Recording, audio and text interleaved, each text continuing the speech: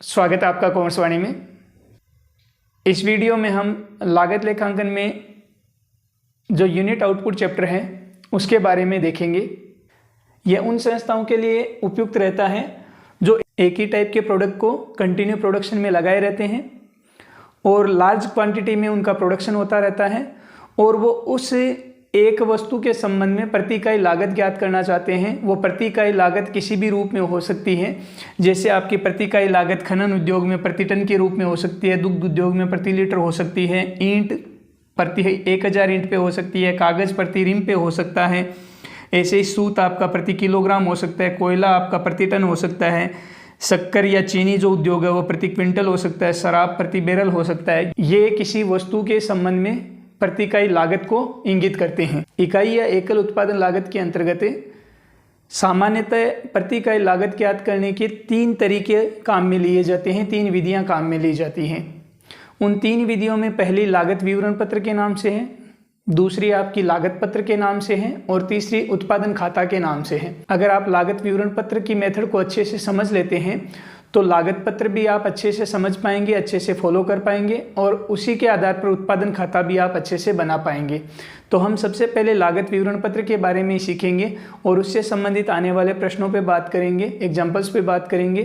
फिर हम लागत पत्र और उत्पादन खाते के संबंध में उदाहरण और उसके नियमों को पढ़ेंगे। 3 विधियाँ हैं, लागत विवरण पत्र, लागत पत्र और उत्पादन खाता। कॉस्ट स्टेटमेंट कैसे बनता है देखते हैं। ओपनिंग रॉ मटेरियल में purchase of material, expenses of material जोड़ लेंगे और loss of material, closing raw material घटा लेंगे तो अपने पास रॉ मटेरियल कंज्यूम आ जाएगा। ये रॉ मटेरियल कंज्यूम आपका पहली कैलकुलेशन बन गई, यानी कच्चे माल की लागत आ गई। कच्चे माल की लागत में प्रत्यक्ष श्रम और प्रत्यक्ष खर्चों को जोड़ दिया जाता है, डायरेक्ट लेबर और डायरेक्ट एक्सपेंसेज को जोड़ दिया जाता है तो आपको प्राइम कॉस्ट प्राप्त हो जाती है। प्राइम कॉस्ट में ऐड किया जाता है फैक्ट्री एक्सपेंसेज या फैक्ट्री से संबंधित खर्चे। इसमें बहुत से खर्चे आते हैं, जब हम इसके एग्जाम्पल को देखेंगे तो इससे संबंधित जो एक एक नाम आएंगे उनको हम सीखेंगे एग्जाम्पल के अंदर।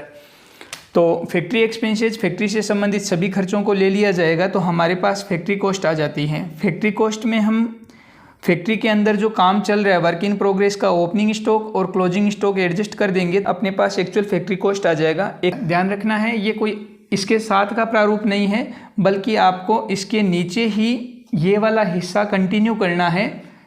ये अलग से प्रारूप नहीं है, स्टेटमेंट प्रारूप में ही है, खाता प्रारूप में नहीं है, इस बात का ध्यान रखना है। एक्चुअल फैक्ट्री कॉस्ट आने के बाद उसमें हम ऑफिस एडमिनिस्ट्रेटिव ओवरहेड जोड़ देंगे। ऑफिस एडमिनिस्ट्रेटिव ओवरहेड में भी अलग अलग पॉइंट्स होते हैं, उनको हम एग्जांपल में देखेंगे कौन कौन से ऑफिस एडमिनिस्ट्रेटिव में जाते हैं और कौन कौन से हमारे फैक्ट्री एक्सपेंसेज में चले जाते हैं। इनको जोड़ने से हमारे पास कॉस्ट ऑफ प्रोडक्शन आ जाएगी। कॉस्ट ऑफ प्रोडक्शन में हम ऐड करेंगे ओपनिंग फिनिश गुड्स और क्लोजिंग फिनिश गुड्स का एडजस्टमेंट करने के बाद हमारे पास कॉस्ट ऑफ गुड्स सोल्ड आ जाएगा। कॉस्ट ऑफ गुड्स सोल्ड में सेलिंग डिस्ट्रीब्यूशन एक्सपेंसेस जोड़ देंगे तो हमारे पास टोटल कॉस्ट प्राप्त हो जाएगी। टोटल कॉस्ट में प्रॉफिट जोड़ दिया है या प्रॉफिट के बजाय लॉस का भी एडजस्टमेंट अगर कर दिया गया है तो उसके बाद सेल्स प्राइस प्राप्त होगा।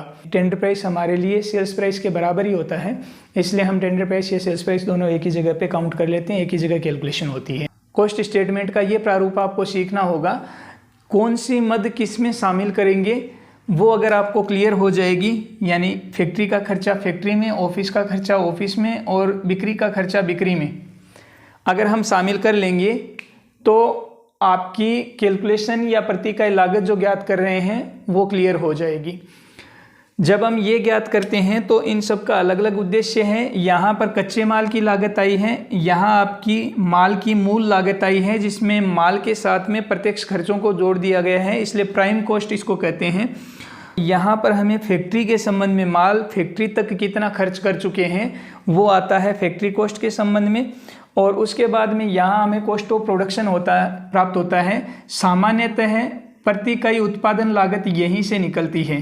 किसी भी वस्तु के संबंध में प्रति इकाई उत्पादन लागत निकालनी हो तो वो यहाँ पर कैलकुलेशन होती है, क्योंकि इसे हम उत्पादन लागत कहते हैं कि वस्तु बन चुकी है, अब हम इस पर खर्चा करेंगे बेचने के लिए, इसलिए हम सेलिंग एक्सपेंसेज को बाद में लेते हैं। सेलिंग एक्सपेंसेज अगर जुड़ गए तो एक वस्तु की कुल लागत आ जाती है। यहाँ तक तो वस्तु की बनने की लागत आई है और सेलिंग एक्सपेंस से जुड़ने के बाद में आपकी एक वस्तु की कुल लागत प्राप्त हो जाती है और कुल लागत में हम लाभ कमाकर उसे बेचना चाहते हैं तो हम ऐड प्रॉफिट कर देते हैं, तो हमारे पास सेल्स प्राइस आ जाता है।